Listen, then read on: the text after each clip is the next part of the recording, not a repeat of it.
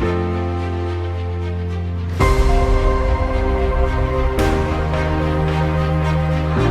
to go live with Stuff I Never Learned from School Book with your host, Tom Springer.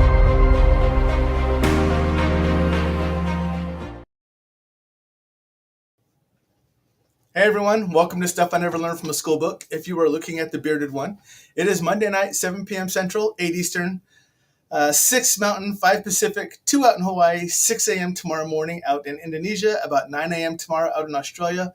Welcome everybody to Stuff I Never Learned from a School Book. If you are new, welcome to the show. My name is Tom Springer, and I'm the host. If you are a repeat offender, also known as the family, welcome back. It's been a couple of weeks since I've been here. I'd had a great time in Alaska, by the way, while I was out there working, which is why I was not here. But other than that, let's get started with the show. I'm not going to waste a whole lot of time because we have an hour with this fantastic lady, and I want to bring her on as soon as possible. So I'm going to go ahead and bring on Miss Heidi right now. Everyone say hi to Heidi, and let's get this party started. Hi, Heidi. Hi. How are you? Good. How are you? Yeah. We overtalked each other like that last time, too, when we came in. Hello, Miss Gwen. So I normally say hi to people when they pop in. There's Miss Gwen. Hi, Gwen. Gwen's popping in to say hello, Miss Gwen Johns. Oh. So I normally like to tell people how we met before we get moving too much. Hi, Sandy. I actually met you the same time I met Gwen, who was on my show not too long ago, up at Broadhead Manor up in Broadhead, Wisconsin. And when I first met you, you were everywhere. Everywhere. It was like herding cats, but only trying to herd one cat, and it was amazing trying to get you just sit down longer. Like I couldn't narrow you down until the second day. I know. And that was actually because we were leaving. Miss Nikki's saying hello. My wife is saying hello. Hi. But that was as we were getting ready to leave, and I was able to sit you down and go, "Hey, I want to know if you want to come on my show." And you agreed. So remember, this is your fault because you said yes. So whatever happens from here on out is I can't take responsibility for it. But I do thank you for coming on the show. Thanks for having me. And I want to say a couple of the people are saying hi. So here's a name that people just like it pronounced. Uilani Ku'ule is saying hello. A lot of people call her Uilani, or some people just call her Mary, but she's saying hello as well. I won't say hi to everybody like this as we're going on, but I like to say hi to the first few people. As we start talking, you'll see me wave or whatever else to them. No need to stop or anything else. We'll just keep on going and we'll just wave or whatever else. But again, thank you for coming on the show. I greatly appreciate it. Oh, let me get your stuff rolling on here so everyone knows where to find you and where you're at. So all the stuff on the bottom will be rolling for the entire show. Your website, your email, as well as your phone number are all on here. As it's the same thing in the write-up that you sent me. And I say that because when I do the write-up, a lot of people look at our pretty pictures on the site and they don't read the write-up. So just to let people know that inside of the write-up as well, if for some reason they don't get the information here, they can go to the write-up wherever they saw the post at, YouTube, Facebook, Kick, wherever, and they can get the same information. So do me a favor. I will stop talking since I'm the host and you're the guest. Say hello to everybody, introduce yourself, and tell us what you do and how you got about doing what you're doing. Okay, great. Well, thanks for having me here, Tom. I'm really excited to be here. My name is Heidi Kemper, and I am a psychic medium. I am based in Michigan. I'm in a suburb right outside of Detroit, and born and raised in Michigan. I'm a psychic medium, which means that I can tap into your past, present, and future as a psychic.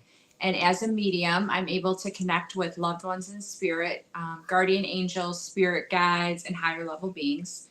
I am also a healer. My day job was registered nurse for the last 25 years, and I have since walked away from corporate world, and I've decided to focus on my psychic medium business. I've been wanting to do that for about 5 years now, and slowly started working towards it, and now the time is here. So the last 2 years, I got into the paranormal field.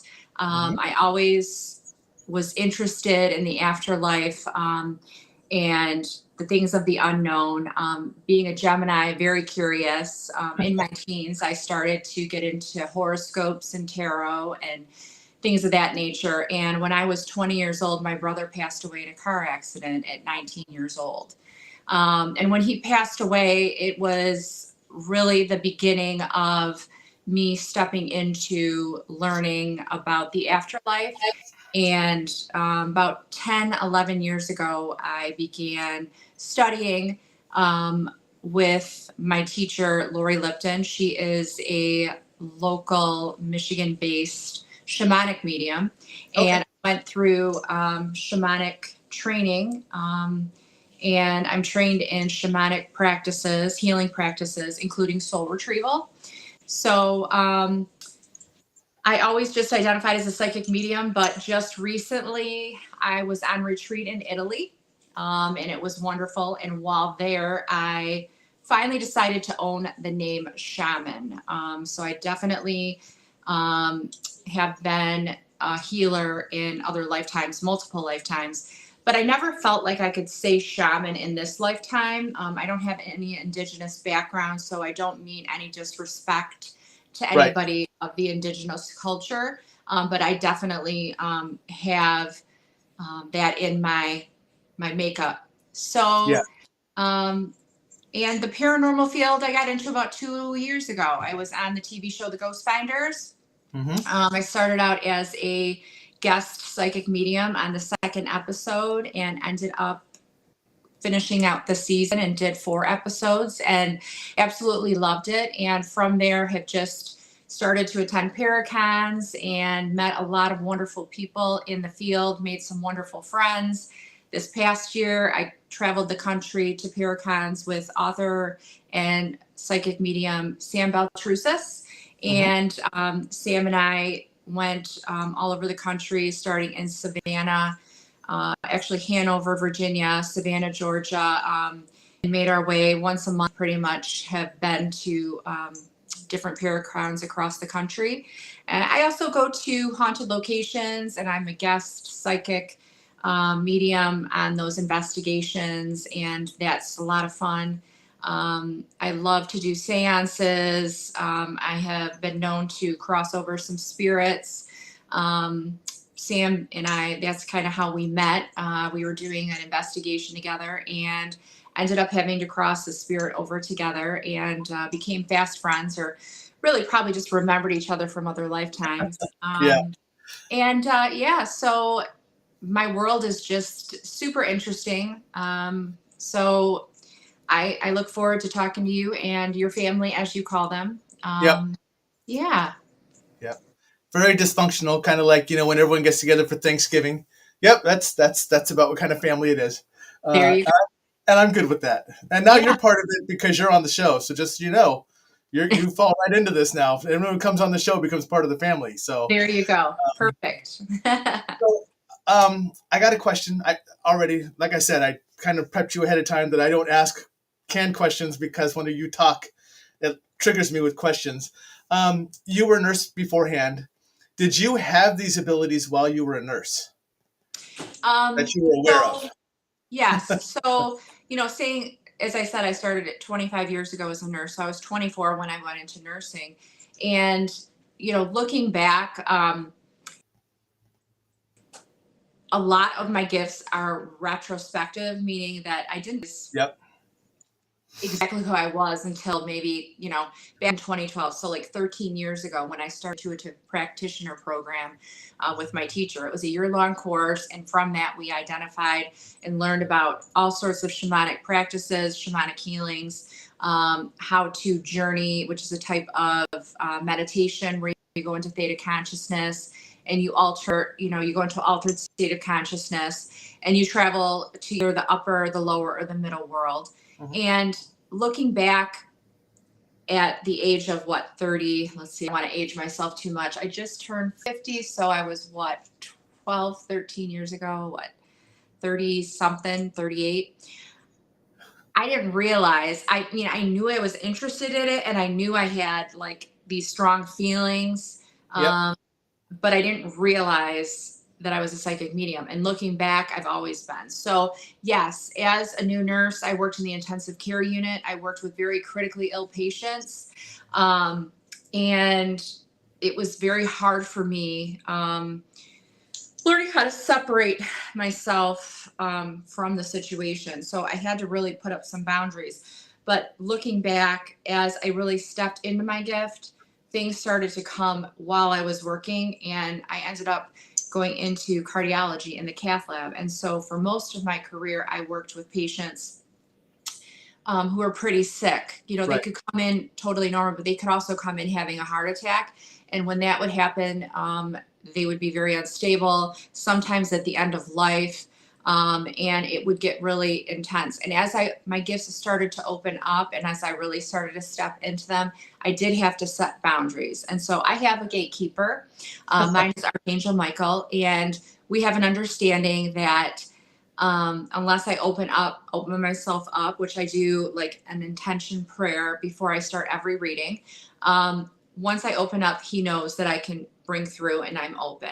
But when I'm sleeping, in my normal day, I'm not open all the time. However, I have to say that probably the last month or so, I feel like I'm in between worlds all the time. I feel like I'm open all the time. And I think that has everything to do with the frequency on the earth plane. The earth frequency is raising, it's vibrating at a higher level, which means that, you know, the veil is thin. The veil is thinner and thinner and thinner. This started about the year 2012. And I don't know if it has something to do with possibly me like owning my shaman gifts and really just stepping into who I am in a full, you know, complete way. But I feel like I'm connected all the time now. But it's okay. This is all I'm doing now. I'm doing very small nursing, private nursing on the side. And, you know, I'm really able to just focus on this. So I feel like I'm open a lot, but it doesn't start to impede the day. But there were days that I would be at work and I had to put those boundaries up because I would get interrupted by spirits, loved ones of my patients, or my patients would be pretty sick and there would be, you know, I had some pretty amazing things happen. I have to say I'm very lucky, but yeah, definitely have to put those boundaries up if you're working in the real world because it can get kind of distracting, to say the least. I call mine my in case of emergency break glass because I don't open up in my house unless I'm maybe doing the show and something's trying to just knock on the door and say, hey, one of your guests or one of your family members needs to hear something or something like that. I have a in case of emergency break glass button that they can push, and that's the only time I open up in the house. If I'm outside, I'm pretty well closed off unless I want to open up like you do. But yeah, every once in a while, something just comes in and goes, nope, I need to get a message through, or something is about to, and you just kind of like, wow, how'd you get through my defenses? And I don't think it's our defenses. I think it's like your gatekeeper understanding, that one needs to go through, you know, like, hey, there's a VIP door, go through that door. The other piece to it is I don't want to, you know, impede on somebody's privacy or make someone feel uncomfortable. You know, that when I first started out, that did happen. I opened up to a couple different people, one of which was one of the girls I went to that did she did facials on me and eyebrows. And it seemed like every time I'd go to her, I'd have this man coming in. And so finally I just said, there's this man here and it's going to sound crazy. And I start, you know, telling her about it. And she, at first identified who it was, but then everything I said, she just was like, it very much upset her. She was not expecting it. And that was never my intention. So you really have to be careful because not everybody's ready to about their loved one. They're doing their So there comes a point of ethics. There's a big, but I trust that if I've been being told that I have to give somebody a message, then I need to follow that because they know to keep back otherwise. So just the other day I was at the airport. There was a couple in front of me with a little girl and spirit came through, and there was this little boy, and he was like, that's my mom, that's my dad. You need to tell him I want to be born. You need to tell him I want to be born. And I'm like, and it just kept coming in, and my guides were like, just give it. And so I was like, all right, listen, I'm sorry. I went to the woman, and I'm like, I don't usually do this. I'm a psychic medium.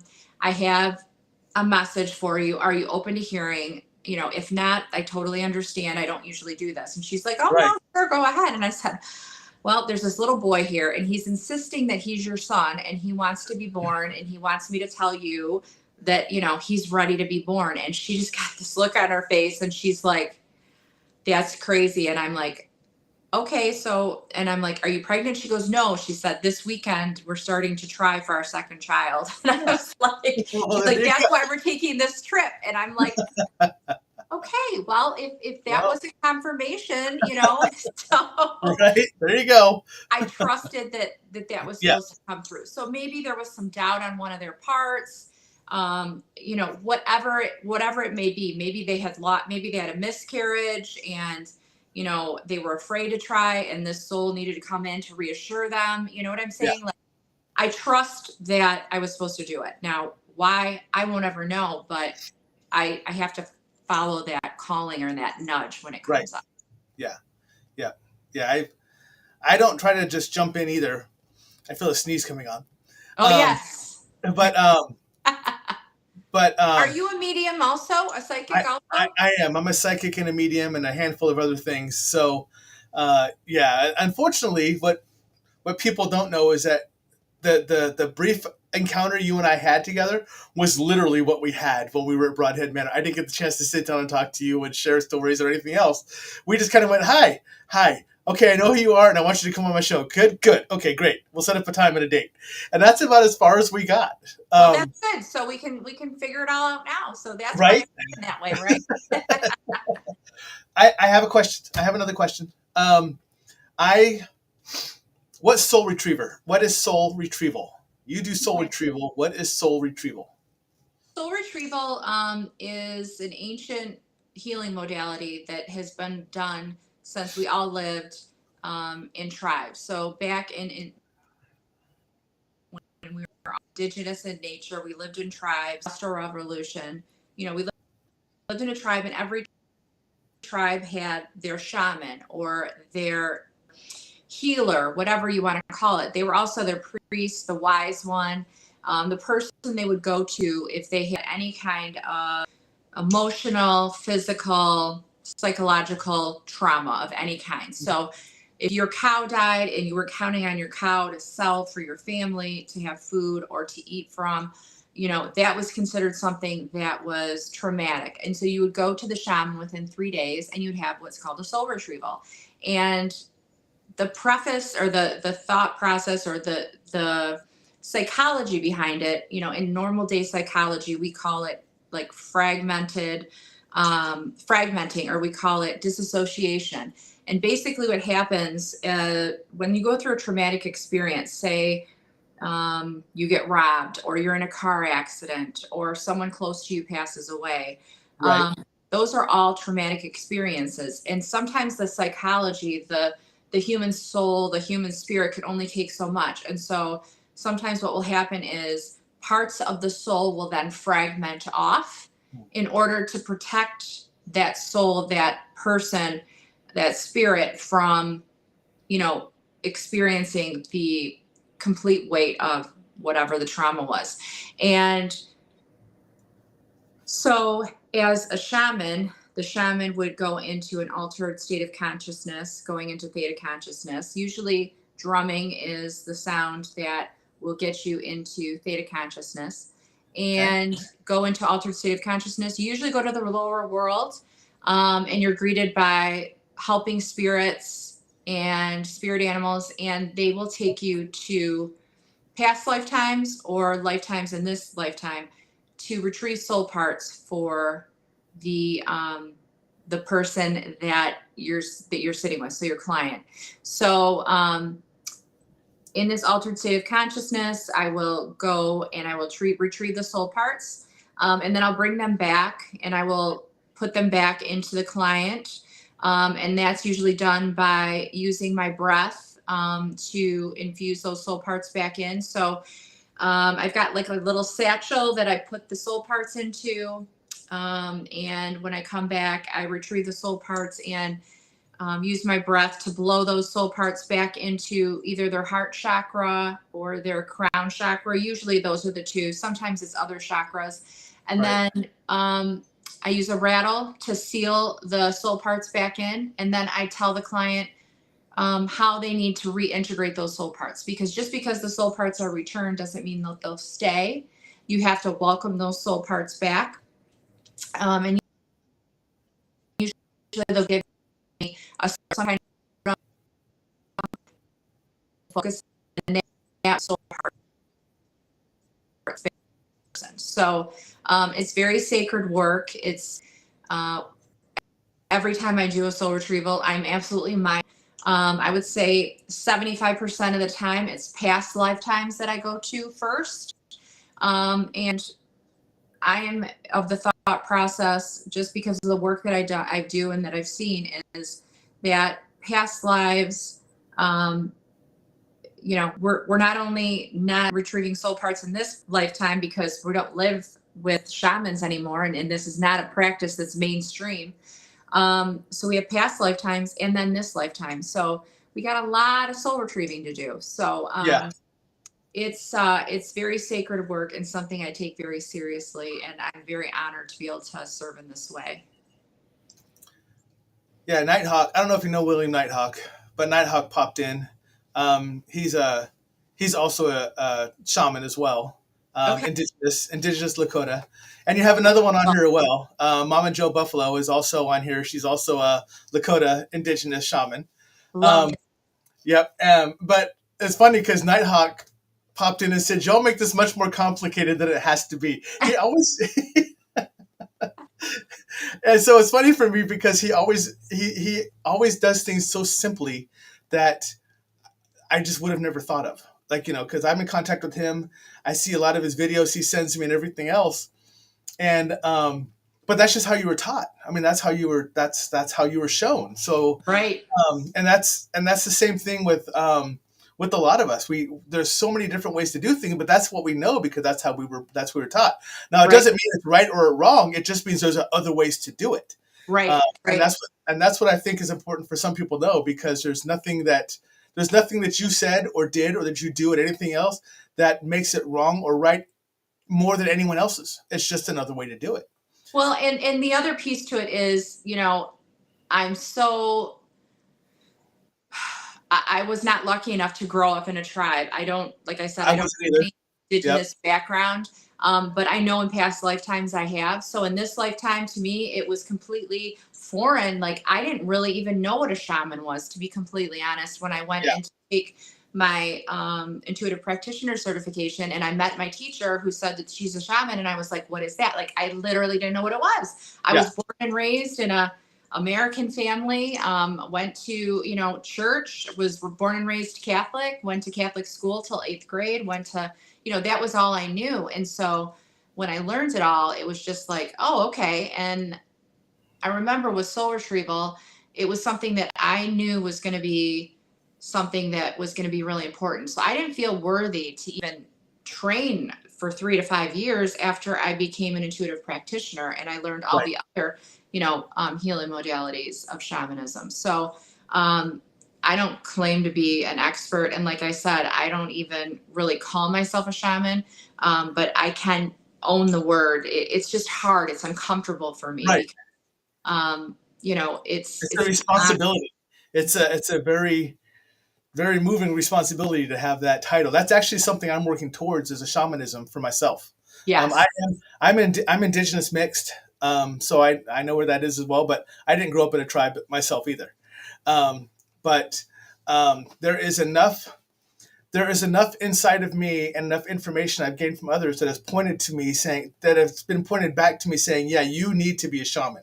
Right. It is one of your callings. This is something that you need to pick up and carry the mantle for. Let's remember, right? It's remembering. Really, it's I say it, oh, I learned it, right? But it's really just remembering who we are. We're born, we forget everything. We Yeah. forget where we're from and how it all works. And then we remember as time goes on.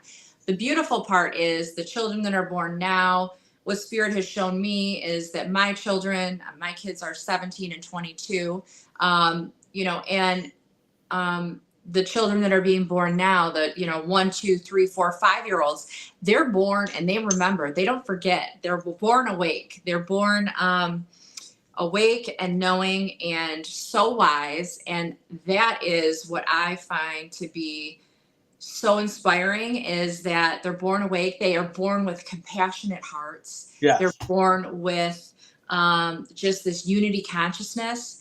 They're born. I get chills when I say this because so it's so beautiful, because there are the hope for the world, really. Yeah. The hope for the world. And so I have chills talking about it. I get chills. It's just confirmation that what I'm saying is truth. And the world's a crazy place right now, but if you can take a step back and really look at it and know that we have the choice to pick what we want to experience. We have two very distinct timelines that are available to us. And it all has to do with where we decide we want to be. Do we want to be in the fear and the separation and the negativity? Then that's so easy to do. Just turn on your TV, and just worry about yourself. That's the lower vibration. And that's like what I call Earth is a school. We come here to learn how to be better people, how to be a better soul, to learn life lessons. And, I know where I want to vibrate. I haven't watched the news in 4 years. Yeah. I don't engage in it. I surround myself with people that bring me up, that encourage me, that are positive in my life. I just got out of, a 25-year marriage, and that no longer aligned with me. He's not a bad person, but he's not my person anymore. Right. This next part of my life is about showing people how to create heaven on earth. And that can easily be done. And we just have to learn we all need to learn to listen to each other. Right. And right. Absolutely. So I have a class that I'm starting tomorrow night that my guides called me to teach, and it's called The New Earth. What does that mean? And it basically talks about this, that, are you familiar with The New Earth? Have you heard much about it? I have, yeah. There's been discussion on my show, as a matter of fact, about it. So, yeah. Yeah. And so my class, it's a 3-week Zoom series, and it talks about the new earth, what that means, what the concept means. And it talks about how you can create heaven on earth, that you have the choice of what timeline you want to join.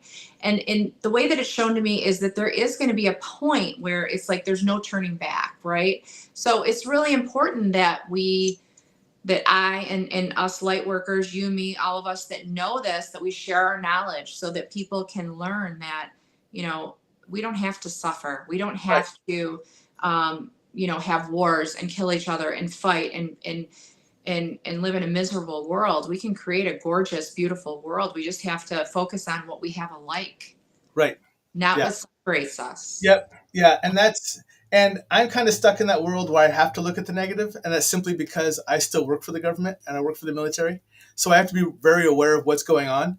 But in this household, because I am very good about sorting out all the BS from what's the real news is.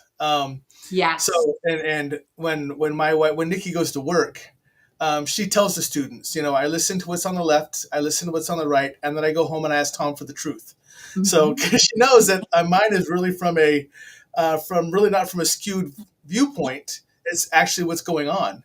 Right. And a lot of mine revolves around not really political too much, but actually what's going on in the world non-politically, because political is going to be skewed over the other, but mine's really non.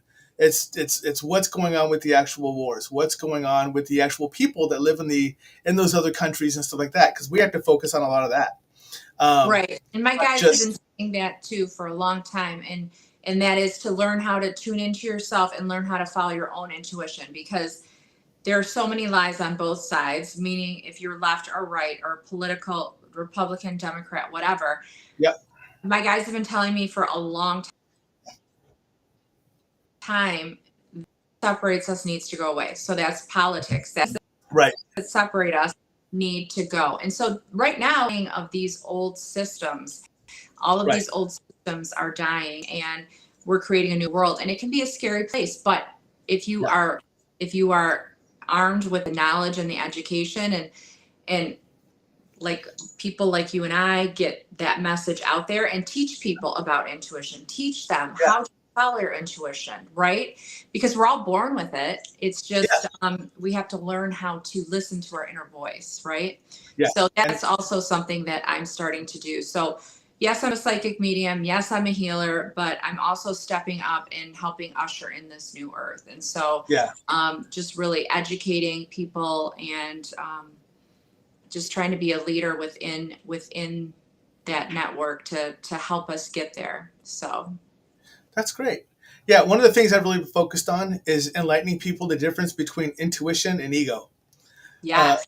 Because I always enlighten them that your first instinct is normally your intuition, but when you go, but that's your ego wanting to take over for that and get the claim for that and the responsibility for that, rather than just listening just what you just need to listen to. Right.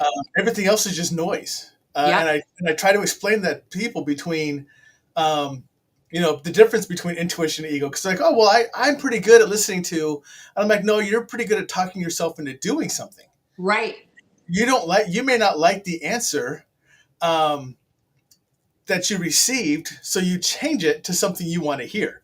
Right. When it's probably not the best thing for you, or you're just, that's just not what you're wanting to do. And we've all done it. I mean, even you and I who know this, right? We know how that works. We know we're supposed to follow our intuition. And, like you said, the first feeling you get is usually the right one and you should stick with it. We always talk ourselves out of it. And, I've learned that the hard way. I've learned it the hard way before.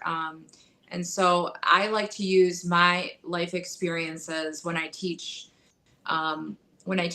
to give examples to clients and to people that come to me as students so that they can realize, I'm human too. Like we're all human. Just because I am a psychic medium and I have some insight and connection with the divine doesn't mean that I know anything more than you. And guess what? You have the same gifts that I do.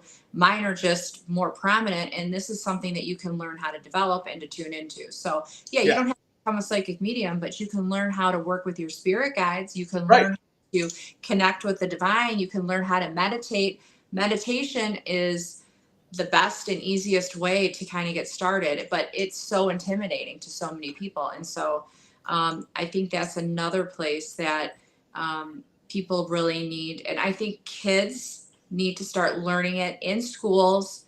We're talking, kindergarten, preschool. As soon as we get those kids into school, we start teaching that. We start teaching meditation. And you hear of schools all over the country that are doing that, but I feel like we need to make that mainstream. We need to learn how to calm ourselves down and ground ourselves and reset ourselves. Can you think how wonderful the world would be if everybody knew how to meditate? I'm literally waiting for my wife to call me out because I am terrible at meditating. I don't do it because I am one of the most lazy people you will meet when it comes to this field. But I have what I like to call an advantage to where everything seems to come to me very naturally. It just seems to always be there when I want it or need it. So I have to say that's where I've gotten probably the last month or so. Like I'm in Wisconsin state, so I don't have to necessarily tune in anymore, but it's taken me a long time to get here. Just that quiet, that moment of just quiet and learning how to center yourself, ground yourself, and bring it in. Because, prayer, I always explain prayer is us talking to God. Meditation is God or the divine talking to us. So opening ourselves up for that guidance to really sit down and have that conversation with the divine is so important.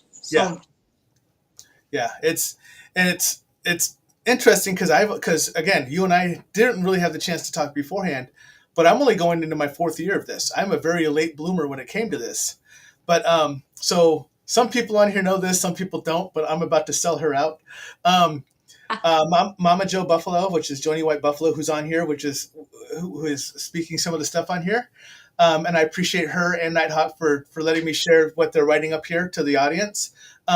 She is my first and only mentor. But she has shared a lot with me about what my abilities were in the past, which allows me to be where I am now. Because Right. like you said, we're just remembering. Yes. But apparently I remembered a lot faster than what was expected, which is why I identify myself as self-lazy, because that's always been one of the things to where it just comes to me. Yeah. There's no downtime for me. If I need it, it's readily available. And she's the Yeah. one who shared with me, that's because of everything you've done in the past. Right. So, and that's good. And that's, I mean, Primal's even talking here. Hi, Primal. She said labels hold us in a linear way of being.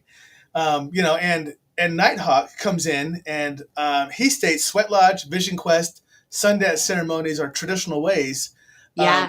to get your visions and to kind of settle in with the creator and everything else and stuff like that, and Right. just hone in.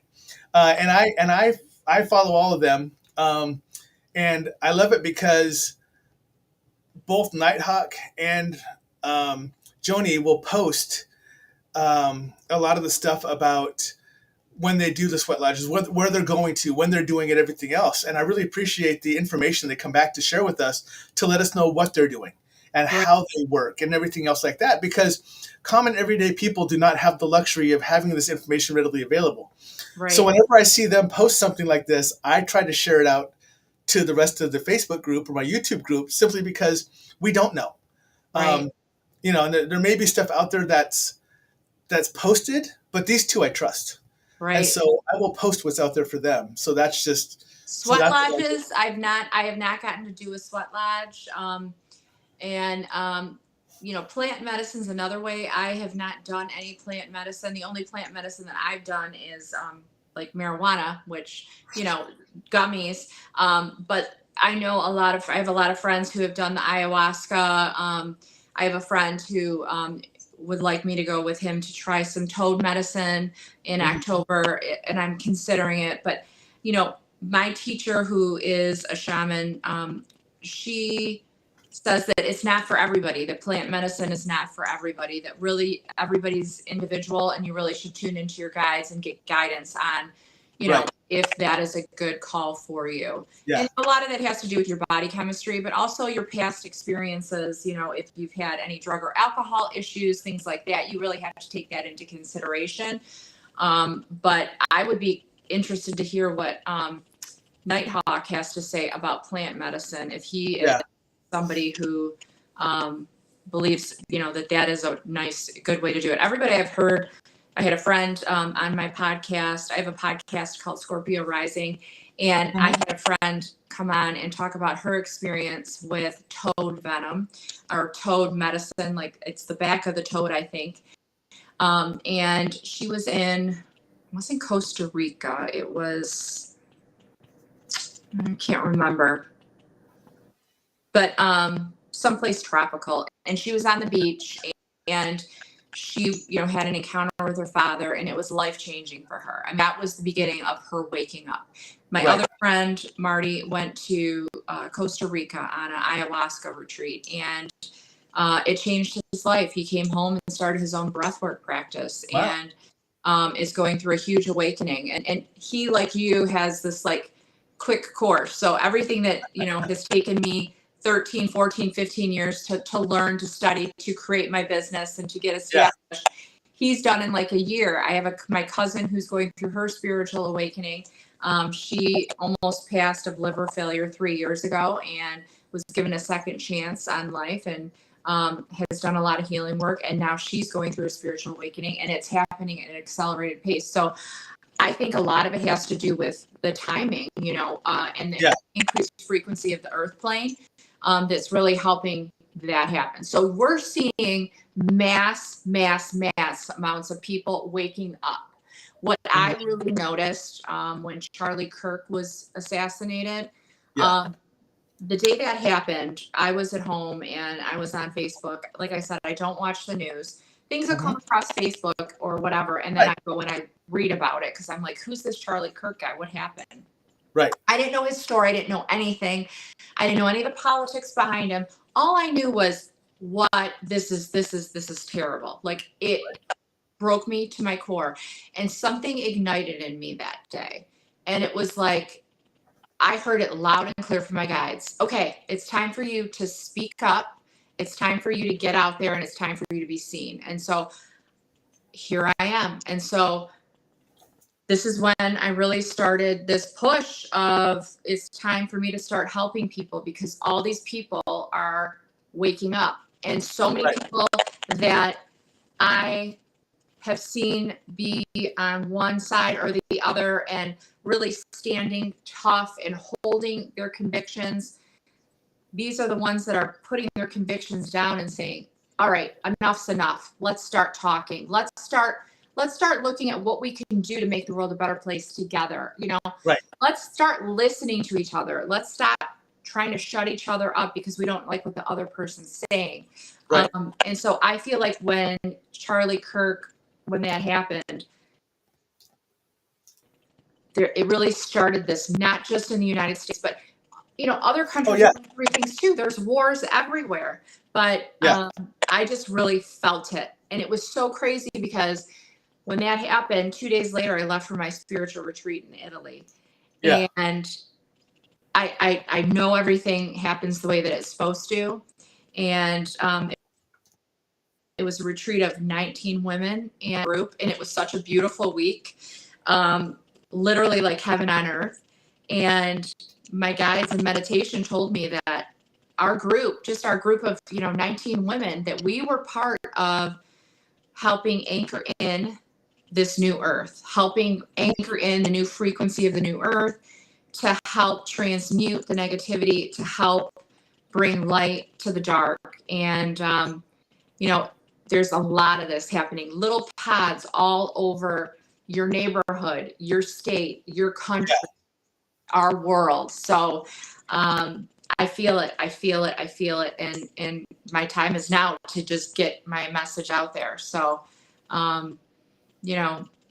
it's exciting because I want people to know that you can create heaven on earth. It used to be you could only access the fifth dimension when you died and went to heaven.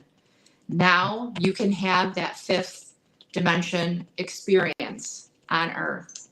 So if I teach, as many people as I can, that's my goal. So that's what I'm here for. You have a special request. I don't want to put you on the spot, so you can say no and she will understand. But Mama Joe Buffalo, she is asking, would you be willing to give her a spirit message? Sure. So from somebody in spirit, tell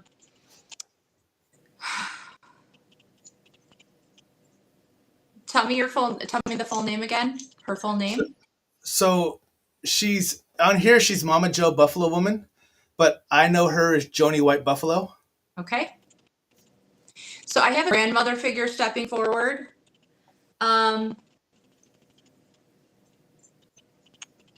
And there's something with a scent, an odor. So to me, she's trying to communicate that, like, towards the end of her life, there was something with like an odor or a scent. So to me, it reminds me of possibly like somebody who has gangrene or some sort of infection in the skin that causes an odor to be emitted from them. And I'm smelling it. So I feel like there's some kind of connection there. That's the energy that's coming through. So I don't know if this resonates with her or not. She can go ahead and make comments. Yeah, she will. This woman was very wise. This woman taught her many things about her background, her family, taught her about love and the soul and the spirit. And she handed off a torch to her, or she's handing off something about a torch. So I feel like she passed a torch on to her.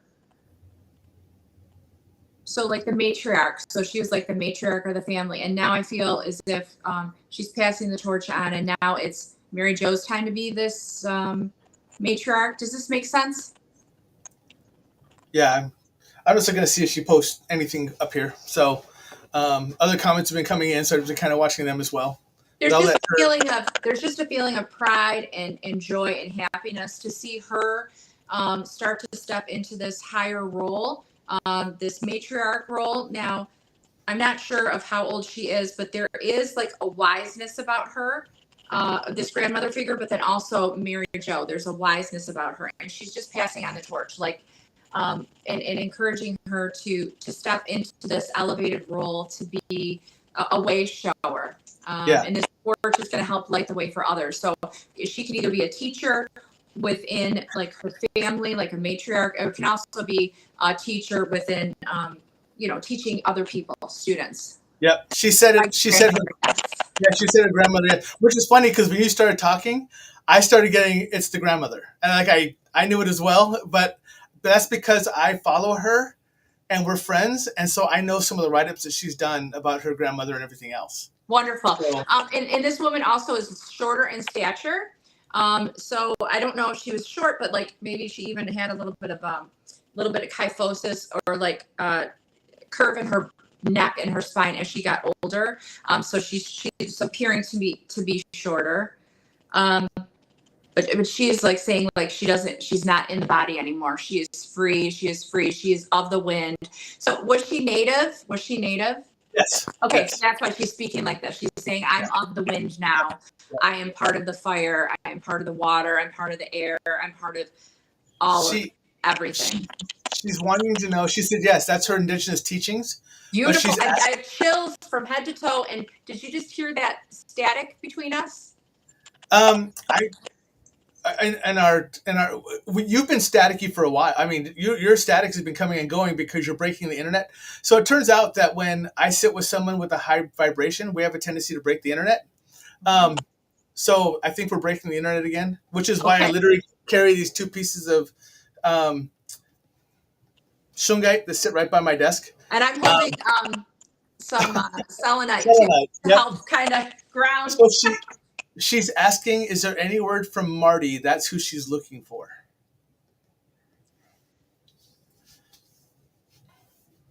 Is this a brother type figure? So it can either be a brother or like a brother, like somebody who's like a brother.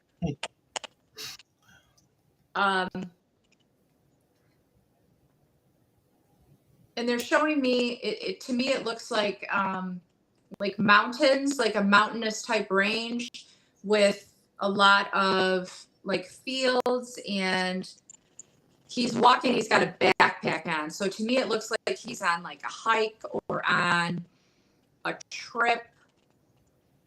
She said yes. Okay. Yes, brother. Okay. And then does this make sense where they're showing me? Because it's like he's going on a hike or he's going on a trip or a journey somewhere.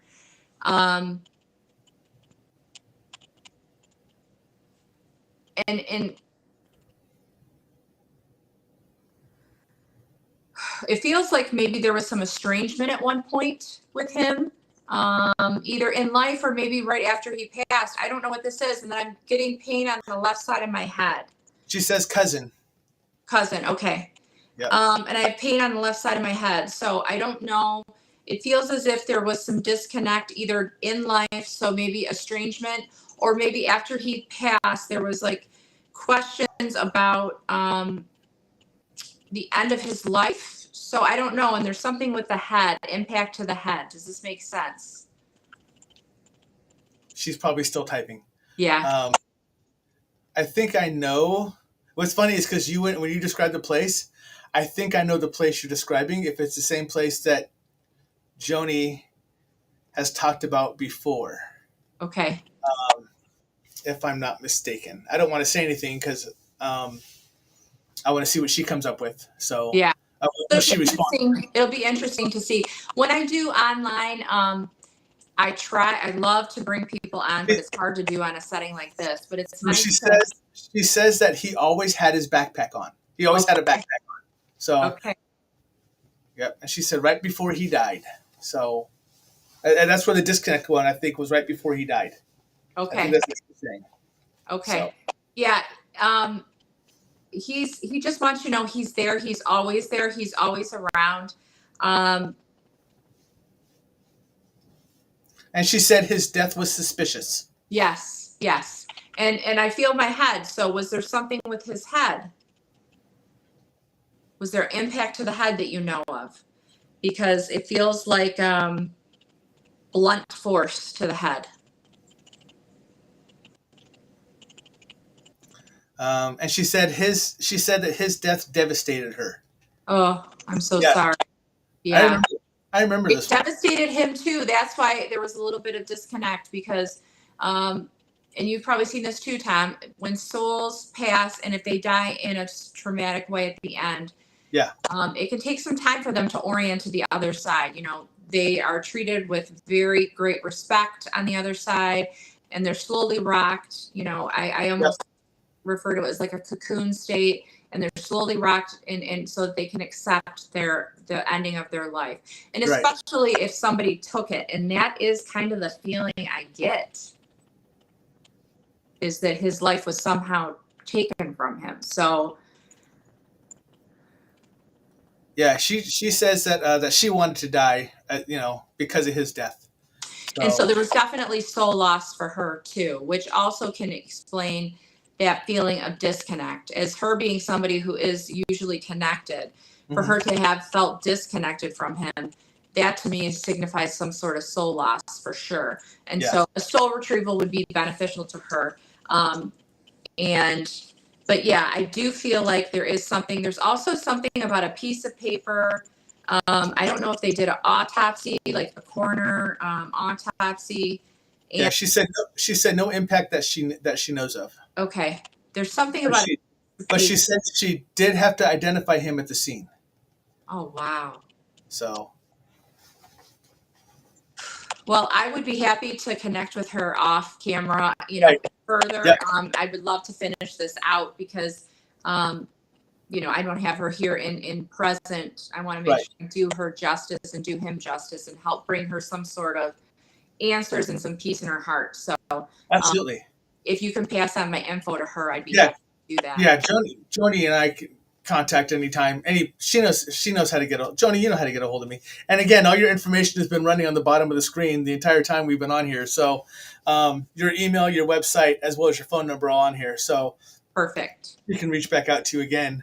I'm going to look at my phone and see what my I have 4% left on my phone and my plug is not very long. Well, we have about 7 minutes left until I have to let you go anyways, because you only have an hour. But she did say, but she did say yes to the autopsy.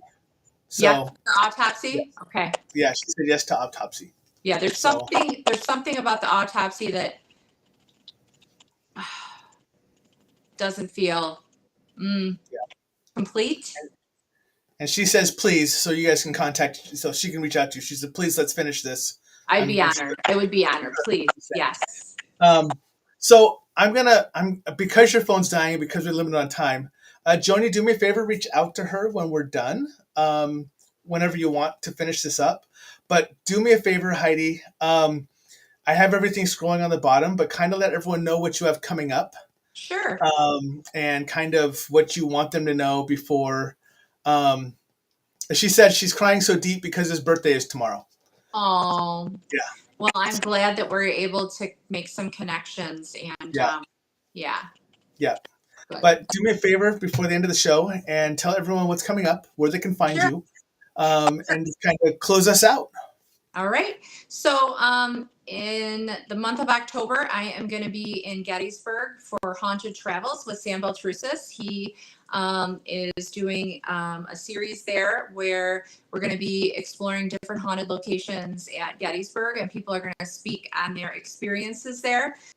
Sam does this series called Haunted Travels where he goes to different haunted locations and he'll write about them, but then he also has people write in their own stories and their own experiences. So nice. I'm going to be doing that with him in October. And in November, I'm going to be at in Fort Wayne for the Mysteries of the Fort, the first paranormal conference there, organized by Nick Carboni and Bree Hollings. Oh, nice. And Yep. I am super excited for that. I'm going to be doing a gallery reading with Bree, and we're going to be doing a mediumship panel.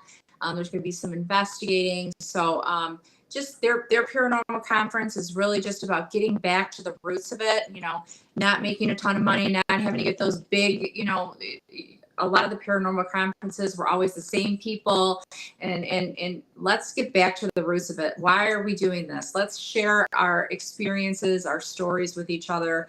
Let's have fun with this. It's not a money making thing. It's for us to network and to learn from each other and create relationships, right? So I'm Right. going to be doing that in November, and then you know, I start again in January with everything. It's been a busy year, but I've loved it.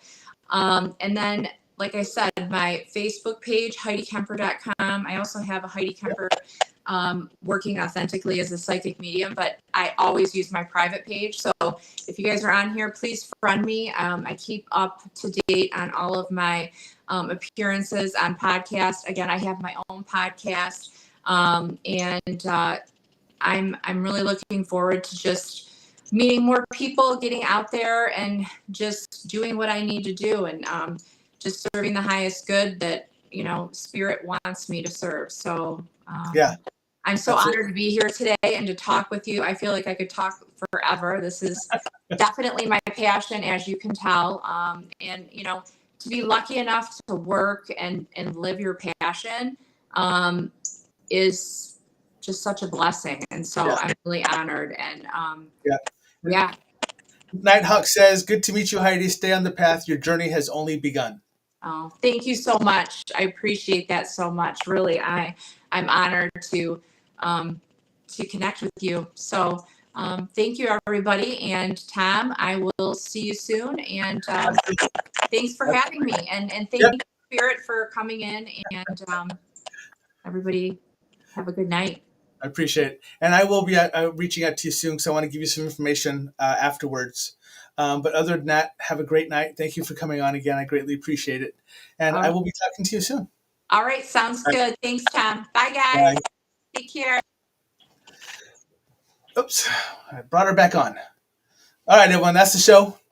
Let me throw my stuff up there really quick. Joni, I'm sorry that we had to kind of cut things short, but she told me she only had an hour, so I do hope you reach out to her and get more of the information if you're looking for anything from her.